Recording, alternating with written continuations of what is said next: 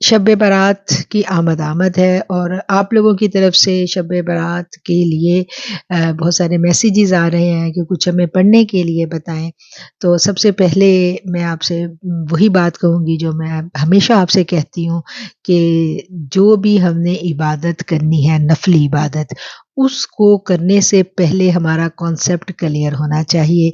इबादत का मकसद, बंदगी और रब की कुर्बत, रब की मार्फत और अपने गुनाहों से नजात, यही मकसद होता है इबादत का, बंदगी का। हम किस लिए इबादत करते हैं? हमारा मकसद सिर्फ और सिर्फ फोकस हमारा हमारा रब होता है और रब ही होना चाहिए। अच्छा, अब बात आ गई हाजतों की, प्रॉब्लम्स की। तो यकीनन जब जब हमारी ज़िंदगी में मसाइल आते हैं, हमने अपने मसाइल के हल के लिए अपने रब ही से रुजू करना है। और ख़ास अय्याम की इबादत जो है, उसमें तासीर बहुत ज़्यादा बढ़ जाती है, मार्फत में, रूहानियत हासिल करने में, अपने रब से अपनी दुआएँ कबूल करवाने में, यानी हर चीज़ में उसकी फिर तासीर ज़्यादा हो जाती है। डेफ़िनेटली ये ख़ास अय्याम होते हैं, तो इन ख़ास अय्याम में कहा गया है कि दुआएँ माँगो। इन ख़ास अय्याम में जो कुर्ब का मुतलाशी है, जो रब का मुतलाशी है, वो उसमें आगे बढ़ जाएगा, उसमें शिद्दत इख्तियार करेगा, उसमें सबकत ले जाएगा। जो बेचारा रिज़्क की तंगी का शिकार है, बच्चों के रिश्तों के लिए प्रॉब्लम्स में परेशान हैं हम लोग, तो वो फिर साथ के साथ हमने वो अर्ज़ियाँ भी अपने रब के हुज़ूर पेश करनी होती हैं। तो चंद इबादात जो इस लिहाज से हमारे बुज़ुर्गों ने हमें बताई हैं, वो मैं यहाँ पर अर्ज़ करना चाहूँगी, आप लोग भी नोट कर लीजिए। और ये बात हमेशा याद रखें कि जब भी हम कोई इबादत करते हैं और वज़ीफ़ा या अज़कार या तकरार वाली इबादत करते हैं, उसका मकसद क्या होता है कि हम अपनी उस ख़्वाहिश के लिए अल्लाह से अर्ज़ी को और ज़्यादा, क्या कहना चाहिए कि उसकी पावर और हो जाए, और ज़्यादा आजिज़ी के साथ हम अल्लाह के आगे पेश करते हैं, मग़फ़िरत माँगते हैं। तो बार-बार अल्फ़ाज़ की तकरार की बड़ी तासीर होती है। इसीलिए ये जो तकरार है, ये इसकी पूरी एक साइंस है कि बुज़ुर्गों ने बताया है कि किस टाइम पे कितनी ज़्यादा जो तकरार है अज़कार की, वो हमें कितना ज़्यादा फ़ायदा देती है। और इस बात को भी हमने याद रखना है कि दूसरी तरफ हमें बहुत सारे लोगों से ये सुनने को मिलता है कि भई इन ख़ास रातों में कोई भी ख़ास शब हो, तो कोई ख़ास इबादत जो है, वो तालीम नहीं की गई। इस वजह से आप कोई ख़ास इबादत करेंगे, मख़सूस इबादत करेंगे, तो वो बिदअत में आ जाएगी। तो ये कॉन्सेप्ट भी हमने अपना क्लियर रखना है कि बिदअत में वही चीज़ आती है जो जिसकी नीयत ये हो कि ये फ़र्ज़ है।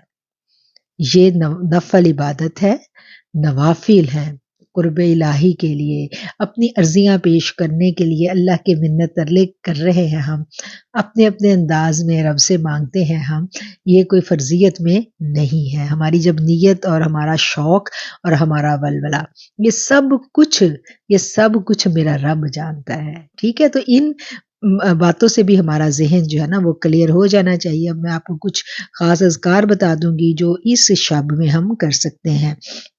उसमें ये है कि सूरह इख़लास जो है, ये क़ुर्ब के लिए, अल्लाह ताला की मार्फ़त हासिल करने के लिए और अपनी रूहानी तरक्की के लिए बहुत ज़बरदस्त चीज़ है सूरह इख़लास। सूरह इख़लास को हम 1002 मरतबा इस शब में पढ़ेंगे और फिर उसके बाद हम 47 टाइम डेली किसी एक नमाज़ के बाद हम वक़्त रख लें। अगर हम इशा के बाद अपने अज़कार करते हैं, तो हम इशा के बाद रख लें, कोई फ़जर के बाद रखना चाहे या तहज्जुद के टाइम रखना चाहे, तो इसको फिर पूरा साल 47 टाइम आप अपने विर्द में रखें। अच्छा, अच्छी बात ये है कि 100 दफ़ा रखें विर्द में, अगर आप 100 दफ़ा नहीं रख सकते, तो 47 टाइम लाज़मी रखें। 1002 मरतबा आपने शब बारात में पढ़नी है सूरह इख़लास, और फिर उसके बाद 100 मरतबा या 47 टाइम्स आपने इसको डेली किसी एक नमाज़ के बाद अपनी रूटीन में रखना है, अव्वल आखिर दुरूद पाक।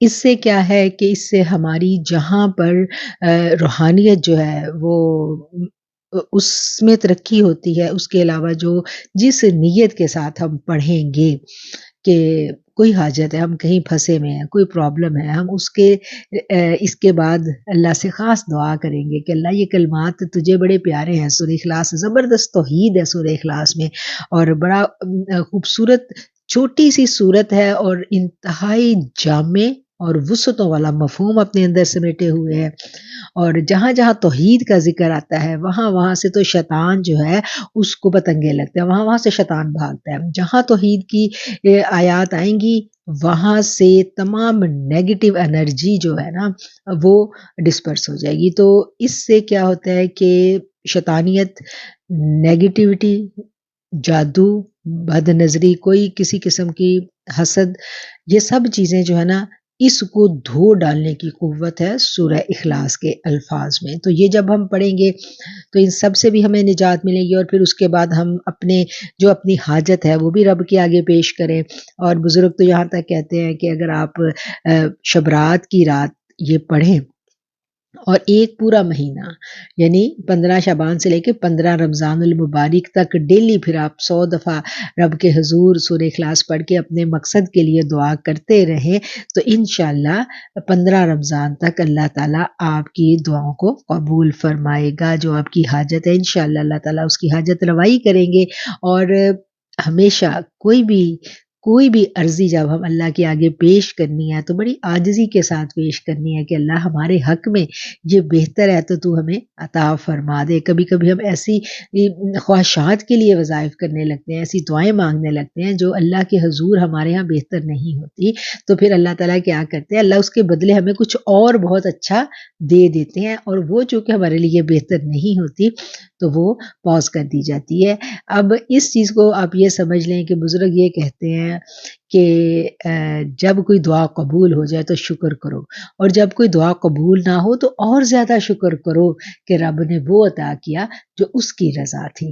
اس لیے جب بھی ہم نے دعا مانگنی ہے کسی بھی وظیفے کے، کسی بھی ذکر اذکار کے بعد یہی سوچ کے مانگنی ہے کہ ربا جو ہمارے لیے بہتر ہے وہی عطا کر دے، میں اس مصیبت، اس پریشانی میں ہوں، میری سوچ کو، میرے گمان کو، میرے خیال کو اس الجھن سے تو نجات بخش اور میرے لیے آسانیوں والا معاملہ فرما۔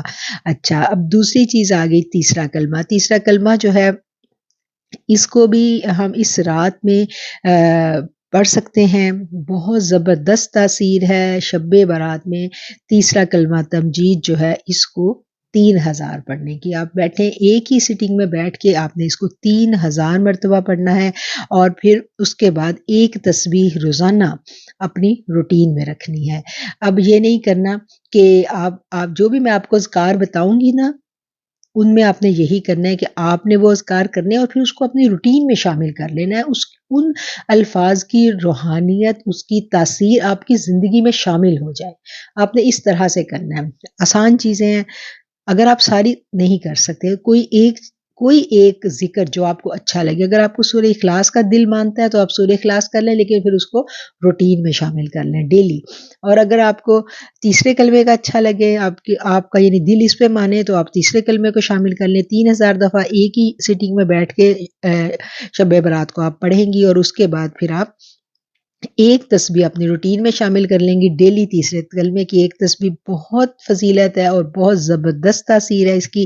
اور اس کے علاوہ اگر آپ ایک تسبیح نہیں کر سکتی تو آپ نے 33 مرتبہ تیسرا کلمہ جو ہے وہ اپنی روٹین میں شامل کر لینا ہے۔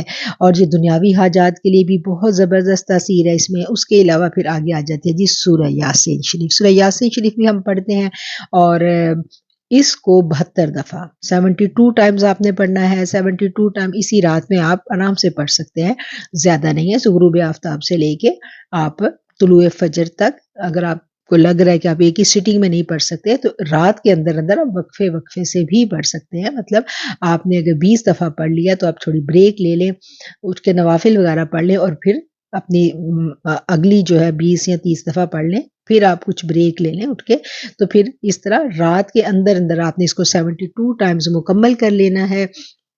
اور پھر اس کو بھی شب برات جانے کے بعد چھوڑنا نہیں ہے، اور اس کو بھی پھر آپ نے کیا کرنا ہے کہ آپ نے آپ کو روٹین میں شامل رکھنا ہے، اور روٹین میں کیسے کہ ڈیلی آپ اس کو فجر کے بعد پڑھتی رہیں، کوشش کریں کہ فجر کے بعد پڑھیں۔ اگر ورکنگ وومنز ہیں فجر کے بعد نہیں پڑھ سکتے تو پھر آپ اس کو رات میں پڑھ سکتے ہیں، اور اس کو ہم اپنے قضائے حاجت کے لیے بھی پڑھ سکتے ہیں۔ اگر کوئی آپ کا پرابلم، کوئی حاجت رکی ہوئی ہے تو آپ اس کے لیے اس کو 72 ٹائم پڑھیں گی، اور پھر اس کے بعد ڈیلی روزانہ پڑھیں گی، اور پھر اگلے مہینے کی چاند کی جب 15 تاریخ آئے گی تو پھر اس شب بھی آپ پڑھیں گی اس کو 72 ٹائم۔ اسی طرح ہر مہینے کی 15 تاریخ کو آپ اس کو 72 ٹائم اپنی حاجت کے لیے پڑھیں گی، جب تک آپ کی وہ حاجت روائی نہیں ہوتی۔ آپ اس کو ایسے ہی جاری رکھیں گی، انشاءاللہ سال کے اندر اندر اللہ کریم آپ کا پرابلم جو ہے وہ حل ہو جائے گا۔ پھر وہی بات آ جاتی ہے کہ ہمارا کام دعائیں کرنا ہے، یا تو اللہ وہی دے گا جو ہم مانگ رہے ہیں، یا پھر اللہ اس سے بہتر عطا کر دے گا، ٹھیک ہے۔ اور بہت آسان تینوں چیزیں ہیں، ان تینوں چیزوں کو آپ اپنے شب برات کے عبادات میں شامل کر لیں۔ اس کے علاوہ صلاۃ التسبیح ضرور پڑھیں، بڑی خوبصورت عبادت ہے صلاۃ التسبیح، اس میں وہ جو قیام اللیل والی شرط بھی پوری ہو جاتی ہے، اور قرب کے لیے خوبصورت طویل رکوع، طویل سجود۔ اللہ کریم ہمیں ہمت دے، ہمیں صحت دے کہ ہم ہر شب صلاۃ التسبیح پڑھ سکیں، اللہ کے آگے طویل قیام کر سکیں، اللہ کے آگے ہم زیادہ سے زیادہ استغفار پڑھیں، اللہ کی تسبیح بیان کریں، قرآن کریم پڑھیں، اور یہ جو میں نے آپ کو وظائف بتائے ہیں یہ بھی آپ پڑھیں، اور مجھے بھی اپنی دعاؤں میں یاد رکھیں۔ میری ڈھیروں دعائیں آپ سب کے لیے۔ جزاک اللہ خیر۔